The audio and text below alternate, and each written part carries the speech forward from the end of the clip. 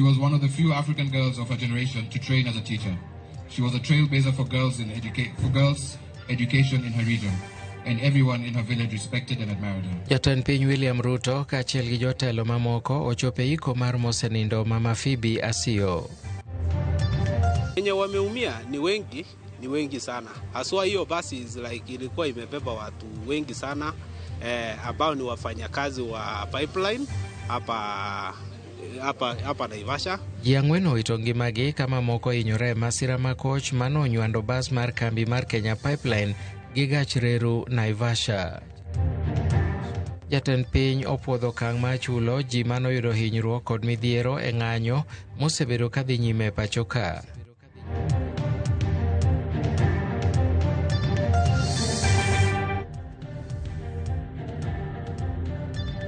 Arwakini machiegni e weche manyien ma kagi kacha. Nyinga Milton Ochieng'.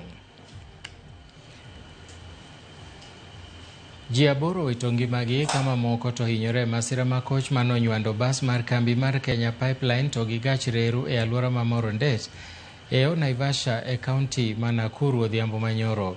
Kaluwore gi ote manochiw kod kambino mar KPS, basno ne riko chimo Naivasha kane owuok e magawa mar Morondet ma bende itayo kod kambino, kendo ne oting'o jotich mane dok pacho.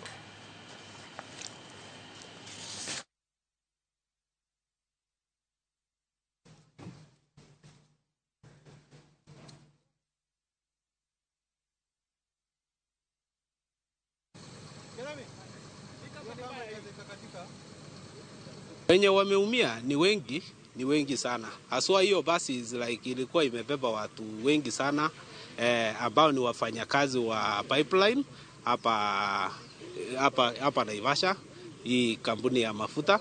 So wale ambao wamebebwa na ambulance ni wengi sana. Ajali imehappen ni train na kampuni moja ya KPC ambayo ni pipeline, ni wafanyakazi walikuwa natoka kazi na hii train kama wanavyoiona. So chenye tu ningependa kuambia watu, madereva wetu wa Kasarani, mnapofika upande huu ambapo ni kivukio, mkuwe waangalifu sana kwa sababu hii sehemu itatumaliza. So ningewaomba tu wakaaji wa mji wa Naivasha tukuwe waangalifu tunapofika mahali hapa. Nyasi mariko mar mosenindo Mama Phoebe Asio otimore gweng' ma Wiko Ndiek e kaunti ma Homa Bay, kendo jatend piny William Ruto kaachiel gogai mar ODM Raila Odinga gin moko kuom josiasa manoyuore nyasino. Phoebe Asio ne en jaod bura machon ma Karachuonyo. E kindego jatend piny William Ruto osingo mar keto okenge mabiro konye neno ni kit chwech achiel ok okadho 2 kuom 3, chik ma bende ong'ere kaka 2/3 gender rule.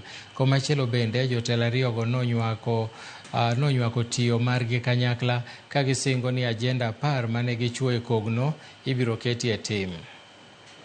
On implementing NADCO, on implementing all the other programs will be undertaken by making sure that our parliamentary groups are aligned so that they can assist us process the necessary documentation, pass the necessary legislation, and provide the necessary funds for us to be able to implement the commitments we have made.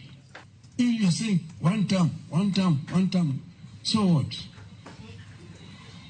The Kenyans who will decide the term, and we see where we want to go. I am confident when that time comes, we will face Kenyans squarely and tell Kenyans, this is why we did ABCD, this is where we want to go. There's a trend in Kenya where we are very shy at rewarding heroes. We remember them when they die. But when we think about their role, particularly those who have fought very hard for independence in this country, they have not given their rightful place in the nation called Kenya. Jatend piny William Ruto koro yango mar keto okenge mabiro konye chulo jogo manoyudo hinyruok e kinde ng'anyo chakre higa 2017. Kokalo ote mare, jatend piny owacho ni chenro makamano ibiro ta kod Ngire Makau Mutua, ma bende en achiel kuom jogo machiwo paro ne sirikal. Bende obiro tiyo kaachiel gi apisi mar Attorney General, ten migawo mar arita kod ten migawo mar omenda pachoka kaka yor neno ni chenro no odhi nyime e yo makare.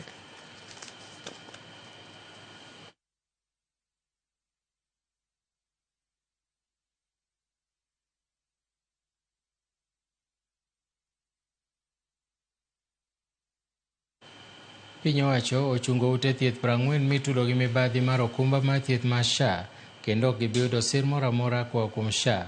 Lendo makama ochiw gi jatend migawo mar thieth Eden Duale kano yango ni jochiw thieth 12 monywando laktache 8 bende itimonegi nonro mag kuo mosebedo ka timore okumbano. Duale omedo ni jochiw thieth go mawuok e kauntis ma Nairobi, Bungoma kaachiel gi Kilifi nyaka sani nono go kwach kich.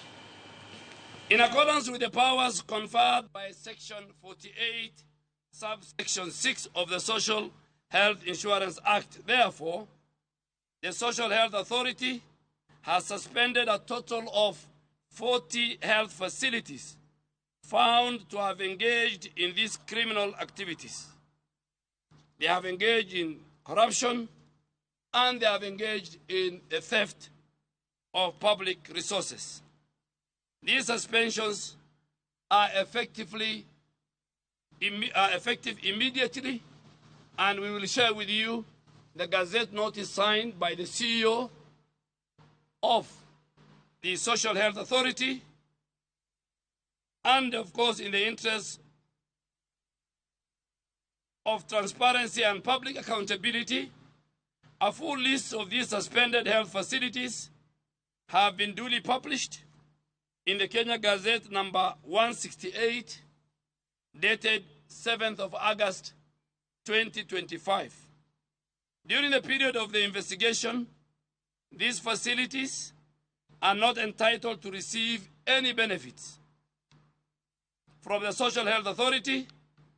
Furthermore, we will be surcharging them to recover any monies already paid to them on the basis of these fraudulent claims. Our digital system and the forensic audit further identified several health professionals who have been directly involved in these criminal schemes. Jagoro maduong' e migawo mar arita Dr. Raymond Omolo owacho ni piny owacho medo keto kenge mopogore opogore mar medo jiwo arita e konde duto ma pachoka. Omolo mane wuoyo odiechieng' manyoro e kinde hika mar Cecilia Omamba kod Mike Omamba e sub-county ma Uriri wacho ni piny owacho oseketo omenda mar medo ng'iewo masinde mopogore opogore n'obila. Bende nowacho ni piny owacho dhi medo kwan mar obila kokalo kuom kepo mar obila madhi timore machiegni ni.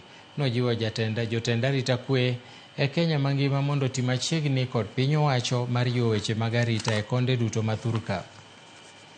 Is that on matters security, the administration of President Ruto is putting in a lot of resources to give our police officers equipment that are fit for purpose, but also to increase the number of officers.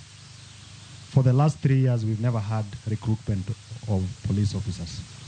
And in the current financial year, within this month, we will be rolling out a nationwide recruitment exercise of 10,000 police officers.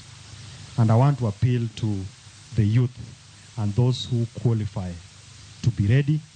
Make sure you have certificate of good conduct, and we will go through that competitive process so that we get officers who will be able to serve this nation in whichever part of the country that they'll find themselves in. Weche thieth ma Machakos koro nyalo rochore bang' nurses ma kaunti no lando ng'anyo margi ayanga madhi chakore e chuny otieno ma kawuono. Nurses go lando ma tok lero ni winjruok e kindgi kod tend kaunti ma Machakos pok onyago lemo ka singo manomigi bende pok ochopi. Kotelnegi kod Michael Saka, ma en jatelo e riwruog Nurses bade ma Machakos, giwacho ni sirikand kauntino osebedo ka ok dew chudo mane SRC opuodho, kendo bedo ni sirikal mamalo nosegolo chike ma kamago higa 2024. Gilando ni onge thieth mibiro chiwo osiptand kauntino nyaka sirikand kaunti chop dwaro margi kaka ne winjruok obedo. Na wakaazi wa Machakos, tungependa kueleza kwa sasa hatutakuwa kazini, lakini pia tunamuomba mwajiri wetu arudi chini kwa meza, akae atuongeleshe. Sisi kwa mara ya kwanza tunaenda mgomo kwa hii county as nurses, kwa sababu kenye tunaona mwajiri wetu akifanya kwa sasa, amekataa kuongea na sisi, na venye amekataa kuongea na sisi, tutalazimika kuchukua njia zingine. Maromo mine 40 manie dho wath ma Koginga e kar chung' od bura ma Homa Bay Town onyiso ilo margi bang' yudo kar barafa kata kulas mag kano rech mondo mi kik gikethre kowuok e riwruok moro ma ok mar piny owacho mong'ere kaka Prometheus. Kulas go eko biro bedo ka konyo minego e kano rech e kinde ka pod gimanyo chiro, kendo konyo e tieko lal magisebedo ka giyudo ka rech kethore nikech onge mar kuonde keno. Chenro machiwo ayanga baraf go maromo 15 notim e dho wath ma Koginga ka director mar riwruogno Sharim Shah ne okoni minego eko osebedo ka yudo lal maduong' nikech giuso rech e nengo mapiny kaluwore gi onge kuonde kano rech. We're here because we want to, use our cooling storage service to support the local producers of fishes and women traders. So now today we're here to attend this ceremony to kick off our collaboration with the local BMU here in Homa Bay, and we're going to work with, I think, more than 40 women trader groups so that we can, so that their fishes can be reserved. Launching mar project achiel iluongo cooling in dhi konyo mine e kano rech gi kuma rech ok dhi nyalo kethore piyo. Koro watiyo gi Koginga BMU kendo warwako tiyo gi BMUs mamoko e Homa Bay region. Koro kawuono ne wadhi tiyo gi mine 45. Kawuono ne wakelo gi kulas maromo mar 700 liters, kulas apar. Erokamano ahinya ne Odesas kuom support magikelo ne Koginga. Koginga ni is one and among the BMU ma wan go. Again, Homa Bay County wan gi BMUs 143. To Homa Bay Town sub county wan gi beach management a beach. Storage ka onge to rech kethore nikech rech lewo. Osama rech olewo ka onge gimikane rech to rech to. Koro an agonegi erokamano maduong' kaka chair lady mar Koginga gima gitimonwa ka gikelo cold storage.